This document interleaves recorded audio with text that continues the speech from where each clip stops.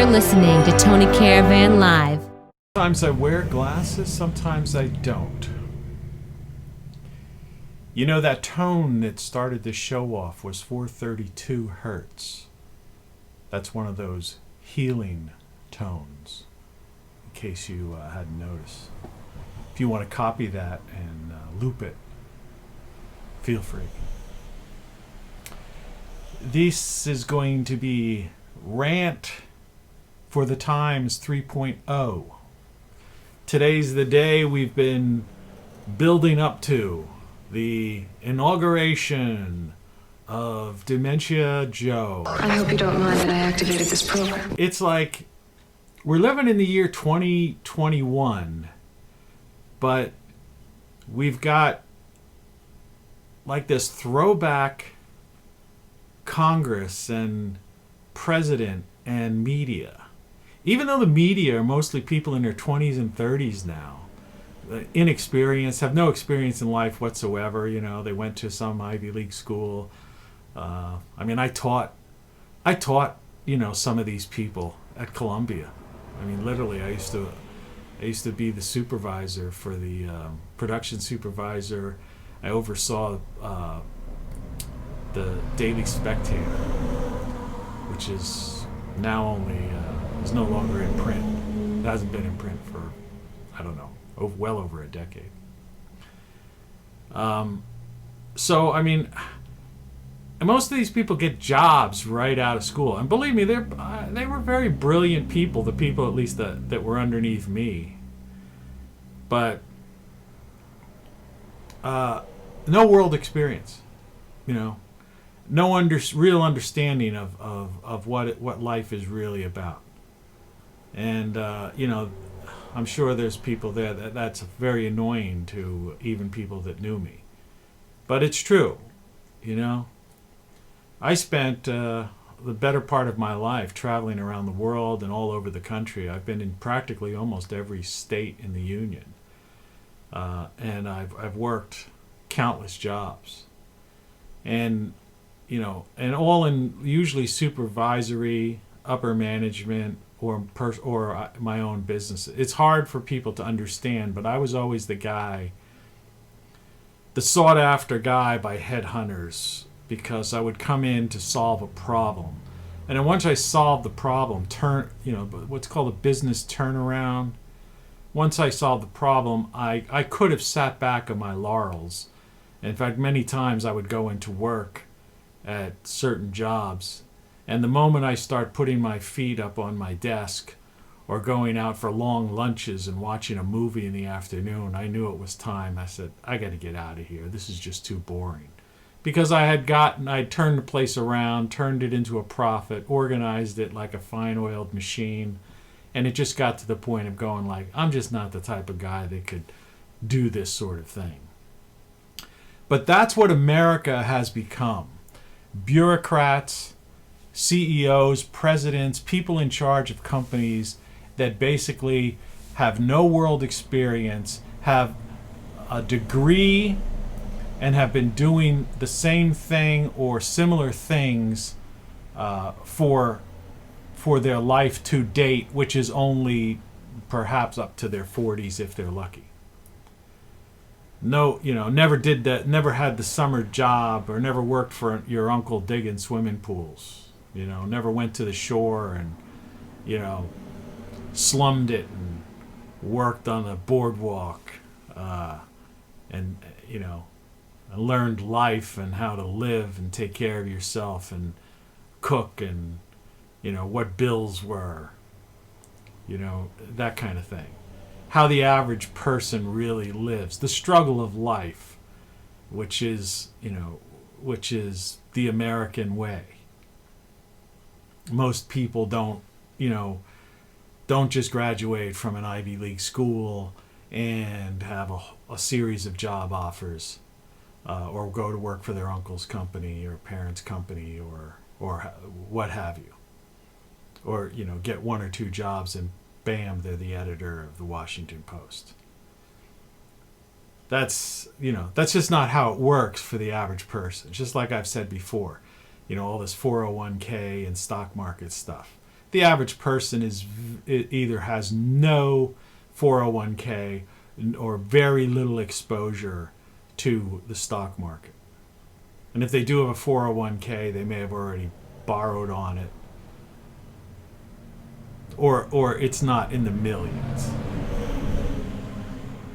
So, and not to mention that, I forget what the statistics are, and it's not worth digging them up, but something like half the people who are retiring now are solely relying on Social Security.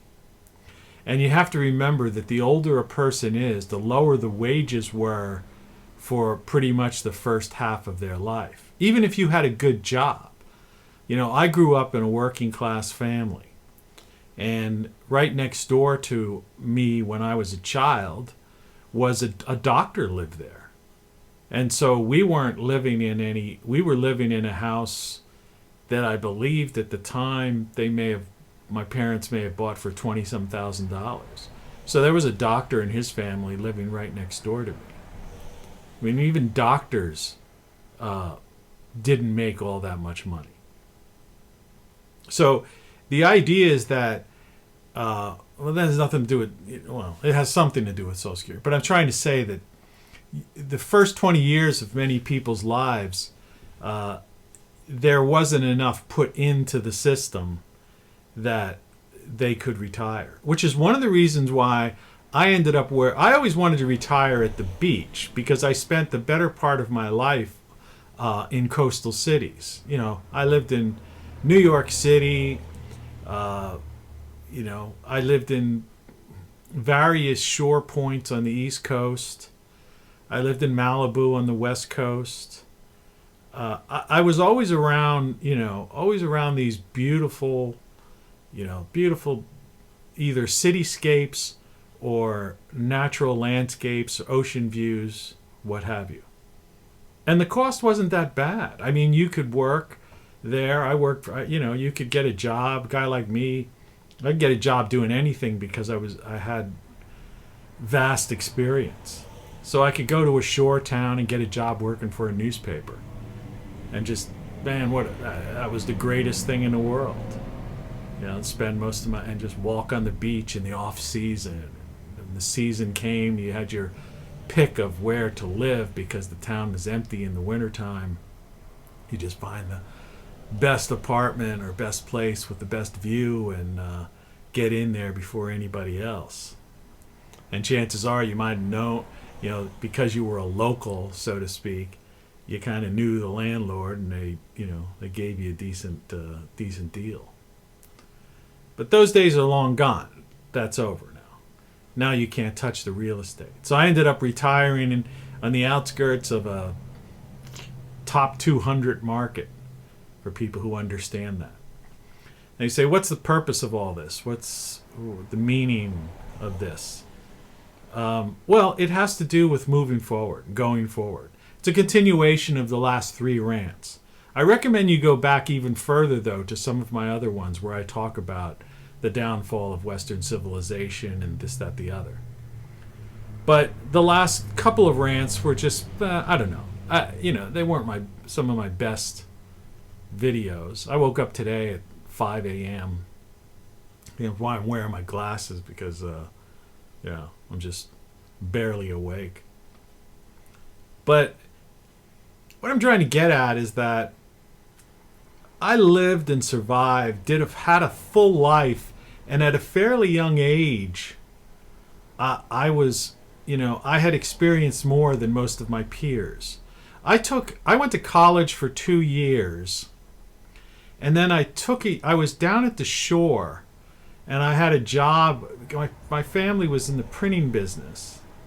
And so I had experience in printing, so I picked up a job helping out an old man who at a print shop. In fact, he wanted to sell it to me and stuff. And I started to go through the process, but I met some guys from, I guess they came from Cleveland. They were putting out some kind of, in Cleveland, it was a shopper of some kind. And then they were expanding into the Philadelphia area and other areas, and it was tied into an old supermarket chain called A&P, and they had the exclusive arrangement to have their, it was like a tabloid. And it started out as, it was like a shopper tabloid, in-store shopper tabloid. And anyway, this guy came in while I was working, the machine I think was called an AB Dick. It's a crazy name, but yeah, it was like a machine it was a step up from a mimeograph and way down from what they used to call a multi-lith printing press. It was somewhere in between. But you were able to quickly make a plate, so to speak, paper plate image of the original, and then using some various fluids, you were able to duplicate these things very fast. So if somebody wanted 100 copies of something or 50 copies, it wasn't like a copy machine. It was actually like a printing process, kind of like a printing process. Anyone who remembers this or might have worked in an office, they used to have some of those in some of the bigger offices where they had high volumes. Well, anyway, I was working that, and some dude came in, and he was handing me all these flyers that he wanted. They were promoting this shopper because they were trying to expand into this South Jersey, Cape May, Wildwood Crest. If anybody remembers shore from Atlantic City on down to Cape May, Ocean City, Sea Isle City, all of these, Avalon. These are really nice places. South Jersey. Sometimes people who don't know, don't remember South Jersey in the earlier days. I mean, it was beautiful, and it was, and some parts were very upscale and, pricey. But a lot of it was very inexpensive. And, these towns used to get an influx. The drinking age was 18 years old. Be that as it may. So I was down there in between college, considering whether I was going to take off some time. Well, anyway, this guy came in, and I started criticizing his flyers, his promotional marketing flyers. I was pointing out things. I'm like, that's not going to work here, and this is wrong, and this is that. And I didn't care. I didn't know the dude. Just passing the time while the machine's running, and he's waiting to get his flyers, right? So I guess I made an impression on the guy, and the guy comes back, I don't know, a week later or something like that, and says, hey, my boss is in town, and wondered if you wanted to have lunch with us. So I ended up meeting with his boss, who's one of these young millionaire guys, made his money, I think, in radio sales or something like that. Was, this shopper thing was being, was doing very well in like Cleveland. I'm pretty sure it was Cleveland or someplace like that. And they said, hey, why don't you come work for us? We like your ideas. We're going to set up an office in Philadelphia. We need somebody to do the marketing and blah, blah, blah. And I'm like, let me think about it. And I thought about it, and I got back to these guys. Before the guy went back, the next day or something, he was heading back to wherever, Cleveland. And I said, yeah, I'll do it. They said, what do you want? I said, I don't know. It was like, I think back then, this is a while back, and many years ago. And, it was like $20-some thousand. And for a guy, basically a sophomore in college, down at a summer job where I was just basically, otherwise would have been like working on a merry-go-round, taking tickets for a merry-go-round or something like that. $20-some thousand is a lot of money. Plus, they were going to give me a car, expense account, and a place to stay for free. So technically, that was, the value of that was maybe $50,000-$60,000 or more. And plus, I had a nice office and stuff, secretary, the whole 9 yards. And I'm a kid, man. I'm a kid. I was still under 21. Now, I had already done a lot of stuff because I already worked, shore jobs. I already worked odd jobs. I worked for my dad doing in the printing industry. When printers always you learn a lot of stuff when you're a printer just by putting things together and doing stuff because you're reading. All the jobs that come in, you're looking at them. It's words. That's why printers are very worldly and very knowledgeable because they're exposed to a wide variety of things because all the clients who come in with these jobs, that the average person wouldn't, you would know. So you could have anything from an orthopedic surgeon, to a we printed record labels for United Artists, I think, at one point, to somebody printing scientific paper or booklets, to arts and entertainment thing. So it gave you a broad knowledge. And as a child going in there, so I was already exposed to that. And I was already trying to publish my own stuff and all that kind of stuff. I was in a rock band. I was on the radio when I was in high school. I had a show, a weekly show. So by the time I was like 19, 20, I was just like a girl, like totally worldly guy.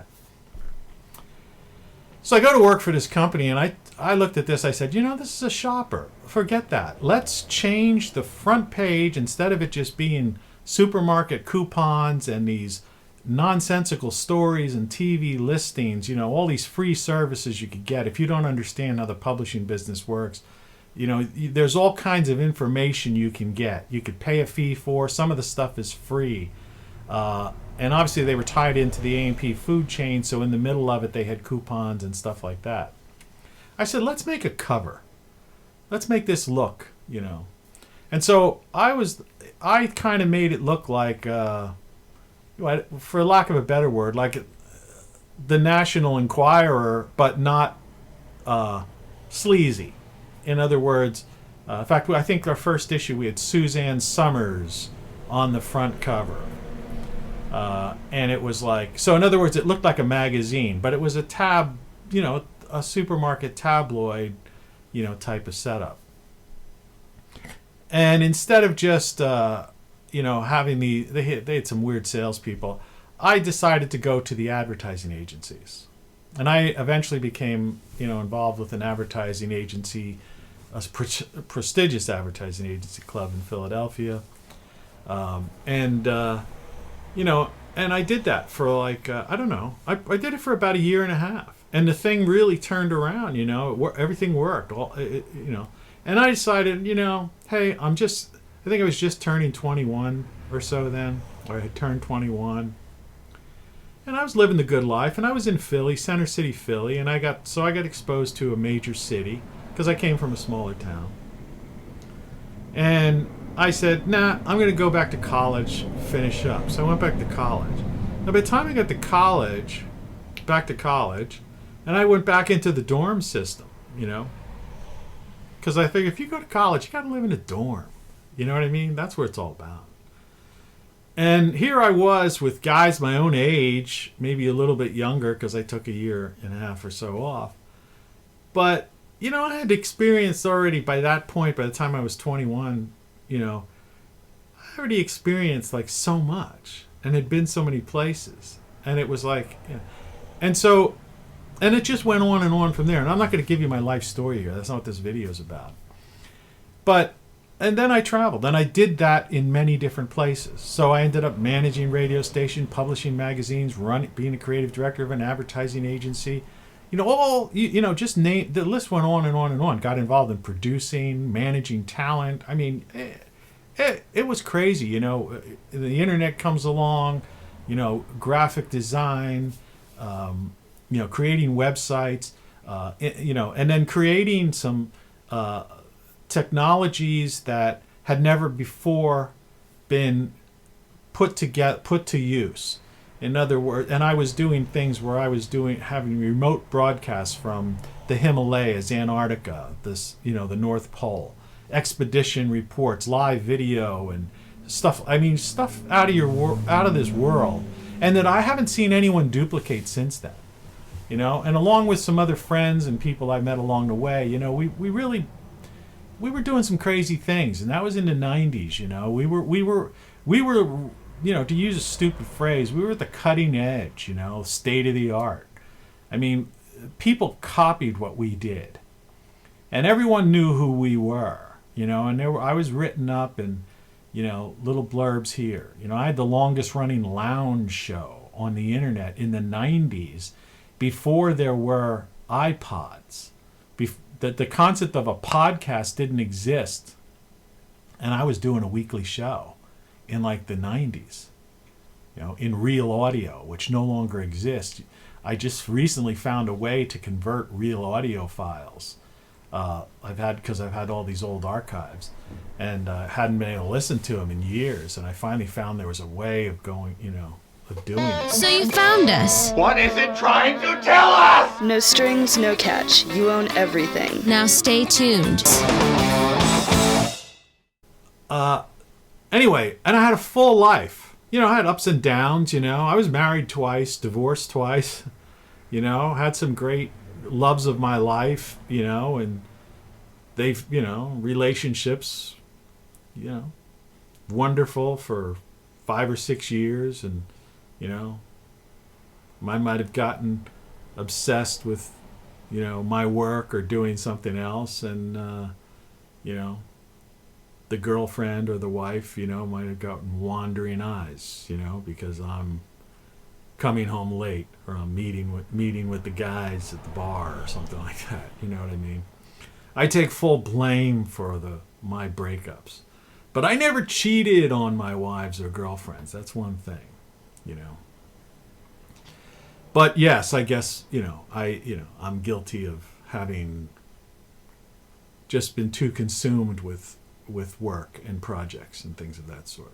Anyway, that said, all of that, and I've done many things since the advent of the smartphone and social media and, what we now call the internet, in its advanced, algorithmic AI, form.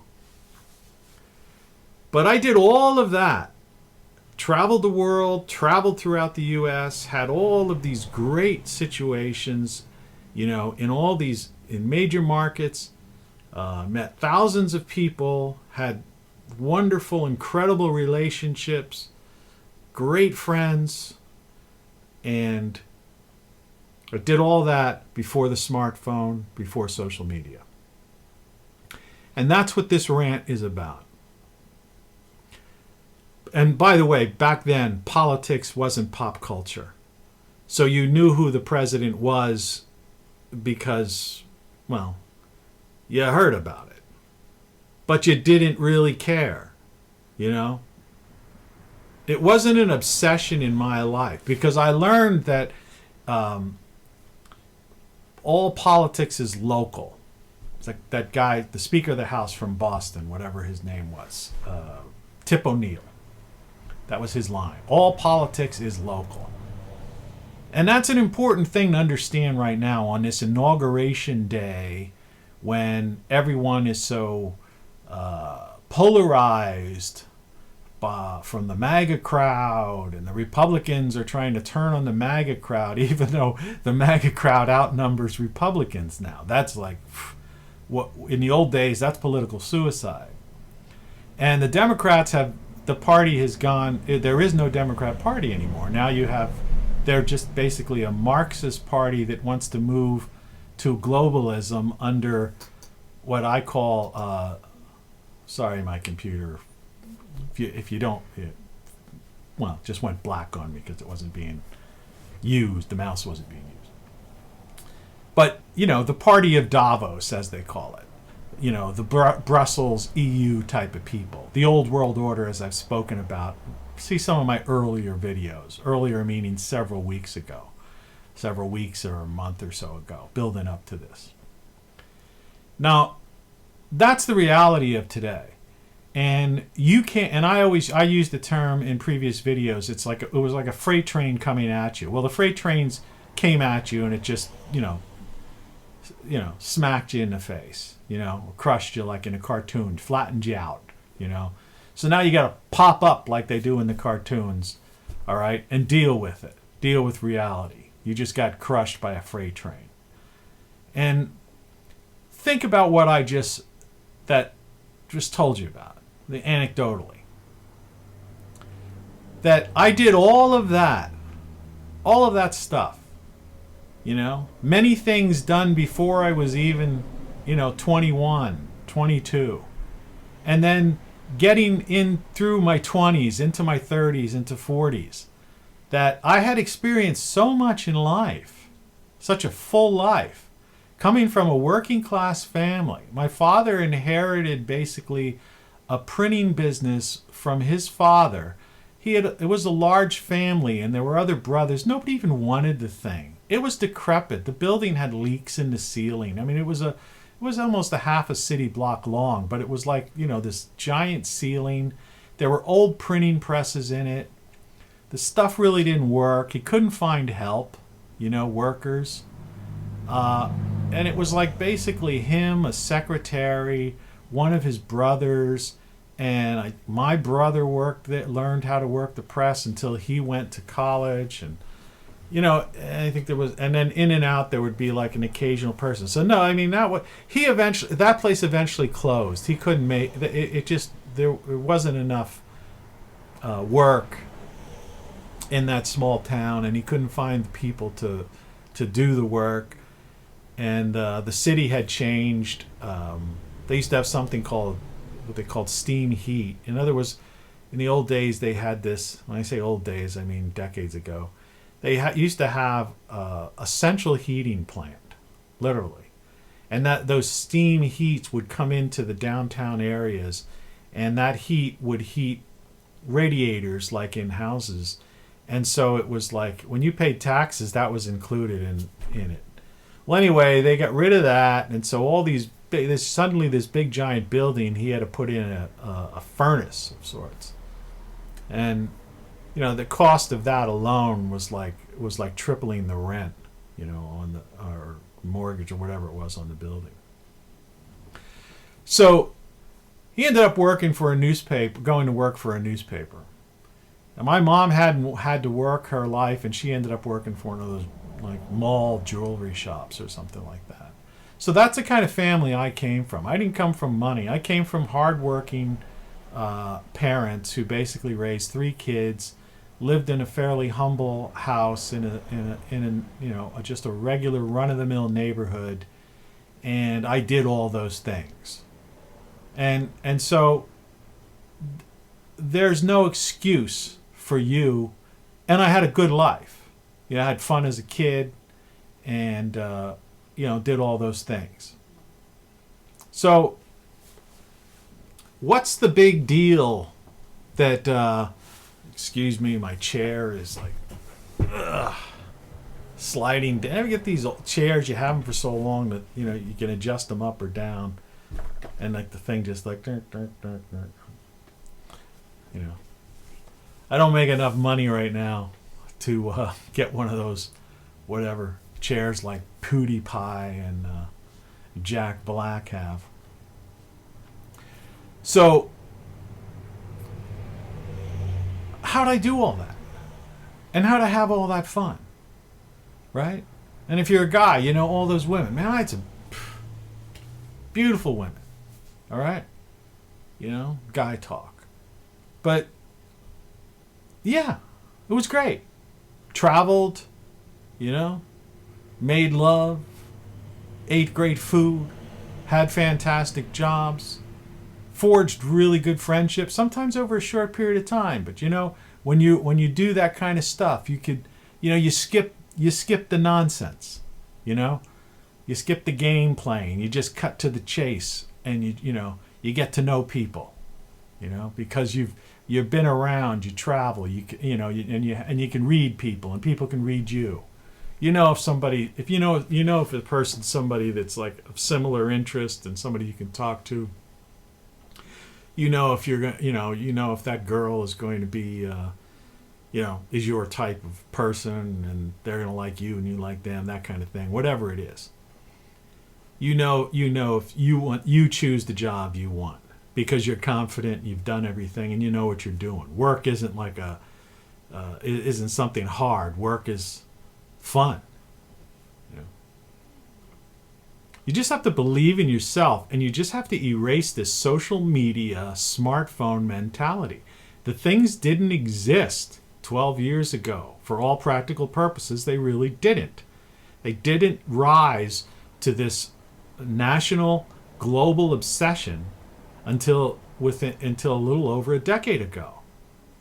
Well, that's nothing, right? And look how it's destroyed life. And then look how the last 4 years obsession, with Trump by the media and even by the MAGA supporters, treating him like he was Jesus Christ or something, the Messiah. All right? President Trump did some great things, as far as, trying to do things to make the country a safer place and forging peace in the Middle East, trying to end terrorism, human trafficking, all those sort of things he was nominated for 2 Nobel Prizes for. Peace Prize.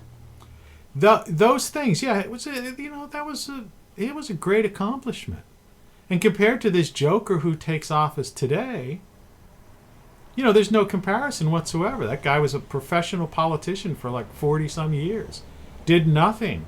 Flip-flopped, And apparently it looks like he's already flip-flopping now. He's going back on things he said during the debates and that were on his original platform. And he's got problems infighting within the people who supported him because he's not going all out. So, yeah, all of that is well and good, Excuse me. Clear my throat. I don't know why I use this. It's just, I don't know, just a thing. So, why are you upset?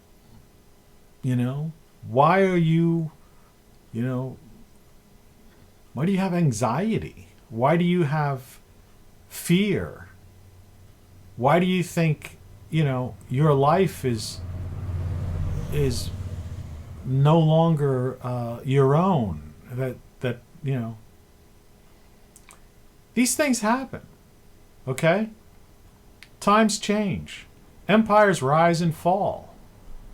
Unless you're in the political movement, unless you're, like I said, stuck in one of those major cities. I got out when the getting was good. And I live cheap now. I live realistically.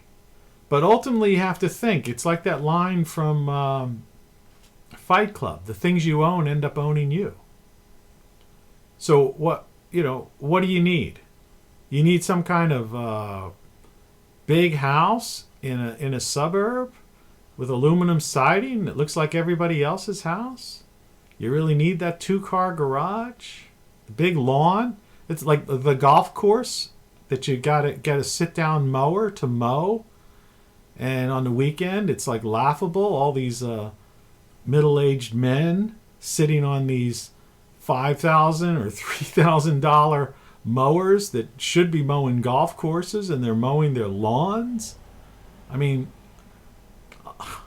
I turned my backyard into a garden, and I grow food on it. And I created a patio and a little mini greenhouse, and I lay out there on a sunny day, and I get a suntan, and I position my lounge chair between 2 outdoor speakers, and I'm listening to some of my favorite tunes that I've accumulated over my lifetime. And I'm having a time of my life getting a suntan. And when I close my eyes and I could feel that sun beating down on my body, listening to the music, I could be poolside at any resort in any part of the world. Or I could be on the beach with the headphones on. Like I used to tell people years ago, hey, don't waste money. Don't waste a couple of thousands of dollars going on some stupid vacation, staying in some hotel, and take a vacation in your backyard and use that money to just go all out. Get a house with the yard on the outskirts of town.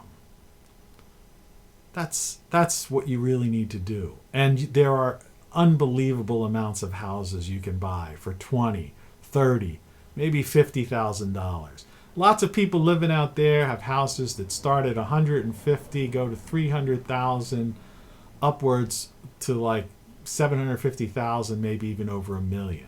You're never going to get the money out of that house. You're never going to sell that. And if unless you have, well, interest rates are going to rise inevitably, which isn't so bad if you have a fixed mortgage, but when you try to put the house on the market, if interest rates are high, nobody's going to be able to afford a $750,000 house or a $500,000 home because the interest will be too high, because that's what it's all about. It's all about your mortgage. My taxes, mortgage, and insurance, it's like a broken record, is under $200. I said that I had to go to a doctor's appointment the other day, and I take this med van because I sold my car even. I don't drive. I don't drive anymore. I figured all I used it for was to go to the store and buy some things and occasionally go to an appointment or something like that. So I said, why am I paying for this car that needs repair, that these cars don't last as long as they used to? You can't, it's not like you could get under the hood and fix these things. Most of them have they're just computerized.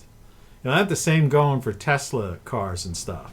But people getting caught up in that whole mess, right? And then, well, just to finish that up, and plus you have car insurance, repairs, gas prices, which are going to go up now because they've already announced they're going to not going to go through with the Keystone Pipeline, and I'm sure systematically the U.S. will no longer be energy independent.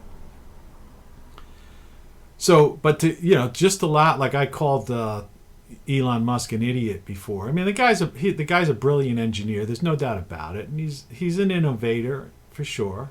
He's out there. I appreciate his mind, I guess, in that respect. But he's clueless because he's so caught up. It's in the engineering and in these pie in the sky ideas that, like I said before, he hasn't lived life. He never slept in his car. He doesn't see the reality. And so a Tesla car with this battery and this computer system and this self-driving onboard AI, well, how long do you think that's going to last? You think that's going to be like when you used to buy a Chrysler in the 70s or the 80s? My dad used to always buy, he used to buy like a new Chrysler every, I don't know, 8 years or something like that. He might have even kept them 10 years. I don't know what it was. But maybe it was less than that. I forget. I was a kid. But when I finally reached the driving age, I remember he had his Chrysler for a long time, and he gave it to me. And then I had that car for, I don't know, for another 5 years, and I drove all over with that thing. And you used to be able to, if something went wrong with it, you could fix it. It was analog, even the put in a different radio, you change the lights, the distributor, you could fix the distributor cap, open up the air filter, the carburetor, points, plugs, change the belts, adjust things, fix everything was, you literally could fix your own car. I have a song about that, driving down the road with a 6-pack and the 8-track on. Listen to that song. I'll put a link to it. Usher back to that. Well, Tesla cars, sorry. And you see that new SUV thing or truck thing? It looks like a piece of aluminum just a flat piece of aluminum that somebody creased and folded. It's the ugliest thing I've ever seen in my entire life. And I guess in their minds is, oh, look at this is futuristic. It's not futuristic. It's stupid. It's dumb looking. But none of those things, they're not going to last forever. So, get rid of my car. So I cut my costs down. But, you may not want to. Sometimes I wish I had it because there's things I'd like to do. Like to pick up certain lumber or something, bags of soil, or things for my garden, my yard, repairs here and there. But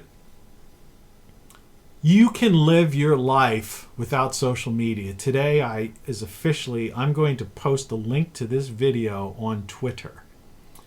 And this will be the last posting I ever do on Twitter. I'm quitting Twitter. I quit Facebook about 4 or 5 years ago. I'm using YouTube right now. If YouTube becomes messed up, I'll probably post this on BitChute as well. And apparently Gab has some kind of thing called Gab TV. Whether that survives, that seems to be running slow at the time being right now. But I haven't heard any talk of that being deplatformed yet. So what I'm getting at, and the whole purpose of this video, and it's coming to a close shortly, is there was life, good life, great life, many things to do before wasting hours on social media and carrying around a smartphone. And before the national obsession was with the President of the United States, and before politics became pop culture. And you may argue, oh, these people are going to destroy. Yeah, the country is destroyed. It's been being destroyed. Trump helped. At best, he pushed back. He bought us some time, to do, and that time we still have a little bit of it, because he bought us some time. But you've got to use this time to your advantage to get yourself out of an overpriced house, a crime-ridden area. You could go online right now, and you could just pick an area and type in one of these Zillows or these real estate sites online, and you could literally get a virtual tour, pictures of where the house is, the map, the neighborhood, the school district, and pictures of what it looks like inside, and the price, and what the cost of utilities are, and what your estimated mortgage is. And you can press another button, and some place will actually, you can apply for a mortgage today. Use this time, this breathing time, to get yourself out of the rat race. And believe me, if you have any kind of talent whatsoever, you can find work and income. And if you're older, you're closer to Social Security age, retire early. Don't wait till 66 or whatever it is the retirement age is. Retire at 62. You get less money, but if you live in an area where the cost is, 4 times less or 10 times less than you're paying now, so what? Like I say, the older you get, the less things you need. And what's the game? You gotta look at my big house. I got a smaller house. Not a small house, because that's a big game. That's like tiny homes. Tiny homes are really just what we used to call mobile homes, trailer homes. I laugh at these people. They're spending, they build these tiny houses, this tiny home culture. And it's like, yeah, they're trailers. It's like, it's a trailer. It's a mobile home. It's just that you're paying, $40,000 for something that, people used to buy for 8 or 10 or something like that. Or that you could probably still find. Go live in a trailer park if you want to do that. You got a problem with that, Anyway, I hope I can get through to you on this. And maybe you have to see previous videos to really see what I'm trying to get at. But just to wrap it up, Get off of social media. Stop watching the news as a news junkie. All right? Don't carry that smartphone with you everywhere you go. If you're going somewhere where you think you might need to make an emergency phone call, yeah, but break the habit with that thing. You know? Cut the Wi-Fi cord or the cell tower cord. You know? You don't need it. There's life beyond that. There's flesh and blood life beyond that. You don't need to use an online app to date. All right? You don't need to have friends on Twitter and Facebook. They're not your friends. That's a word, friend, right? On a digital display. They're not your friends unless you're meeting them, greeting them, embracing them, laughing with them face to face, going somewhere, whatever your thing may be.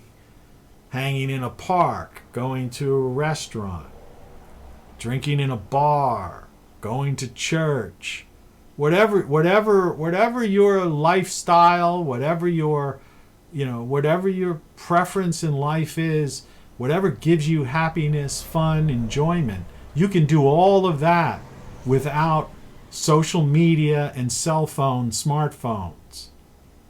And the sooner you do it, the better.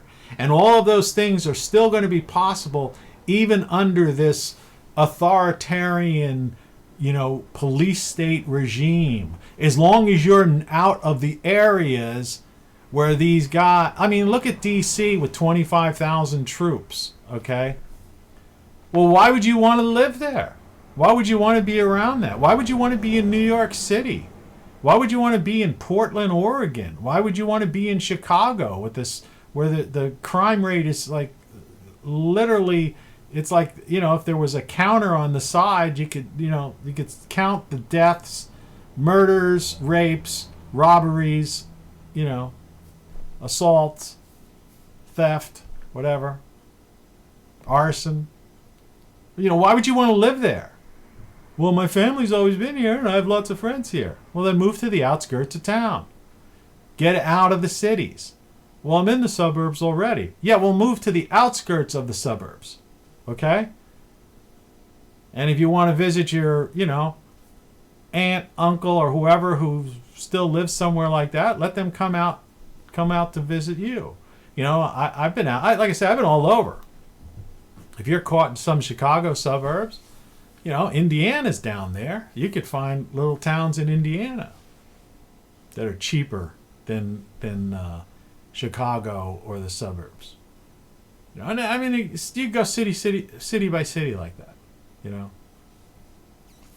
So you can always get out of one of these high-priced, high-crime-ridden areas by just moving, literally, maybe an hour or so away. And if if I had it to do over, I came here where I am. I'm in the mid-Atlantic states right now. But given the choice, if I even really would have thought about it more, and I'm here now. I got this house. I'm happy. I'm growing garden. I've planted some apple trees. They're just about ready. It takes like 4 years, or 4 or 5 years for those things. I'm hoping to get apples this year. So I'm planted here. But, I having done it all over, I might have gone to Kansas, or someplace like that. I don't know. I mean, there's places like I don't know if it's Kansas per se, but there's places I've seen lately after the fact where they'll actually take somebody. There are places that will pay your student loan off if you move there and get a job. Or they'll offer you there's property. They have towns, they're not ghost towns, but they've got so many empty spaces and they're beautiful. Because architecture and construction, 50 years ago is way better than these stick homes that they just put up in a couple of weeks now. My mother's in Florida in a retirement building. It's not a nursing home. It's one of those retirement places where you have your own apartment, but there's like a shared dining hall and and things like that. Like you have a cleaning service, but you still have your own, your own living room, bedroom, kitchen type of thing. But but they take, they change your change your linens, and you don't have to buy toilet paper. Somebody comes in once a week and like, hey, do you need, let me change your sheets. Do you need? Let's see what you need. Clean your bathroom, and stuff like that. It's a costly place, actually. But I don't know what the point I was trying to make about that. But yeah, I don't know. I forget. What I was trying to get at is that I was against it. My brother was for that, and he has a little more money to waste than I do, so he was like, yeah, go for it. They were able to sell their house, my parents, about 20 years ago, when real estate had risen so high that a house you bought in the 50s for $20,000 you could sell for in the hundred-some thousand dollars. So which is enough to tied into two people's Social Security and a couple $100,000 in the bank. You can basically carve out a decent retirement. Not a great retirement. You're not going to be traveling to the Cannes Film Festival, but then again, how many people do that? So I guess what I'm trying to say is that no matter whatever floats your boat, you can do. You just have to put your mind to it. And watch one of those videos where I talk about the list of things you like, things you don't like, it's a how-to thing. That'll give you some advice. Just watch some of these videos. Yeah, passes the time. If you got nothing, what do you got to do? And don't worry about, this Biden mask mandate and all that kind of stuff. Look, sooner or later, this is going to end. Okay? Sooner or later, this is going to end. And so use this time now to plan and to figure a way to live free. But for crying out loud, don't aggravate yourself with this social media. Find real friends. It might be a little bit difficult, but you can, or maybe somehow, it's just try. You got to. That's it. Because the days of, of politics as pop culture, of waiting for some hero, some messiah figure in a man, all right, or woman, is not going to happen. That's not how it works. Okay? Trump was not the messiah. He was a guy who tried his best and did some things and pushed back these old world order Davos mobsters from, Hillary Clinton trying to take over and push us where Biden's pushing us now. But you've got breathing space. Take advantage of this time. Live your life. Be happy. You can be happy. It's not the end of the world. All right? We'll talk about the end of the world in the coming years. We do have some problems with the sun and things like that. Anyway, take care of yourself. I'm going to be doing these things fairly frequently. And if you like passing the time and just hearing stories and insights, subscribe. And by all means, listen to some of my music. Buy my latest book, Codex. You can see it in the background underneath the American flag. Get that book. I've got t-shirts for sale. So anyway, all the best. Happy inauguration day. It may be the worst day for some people, but it really shouldn't. It's just another day. It's a Wednesday. It's a hump day. Get over the hump. Get over the hump. And Friday, I'm having happy hours, like I always do. Okay? Cheers.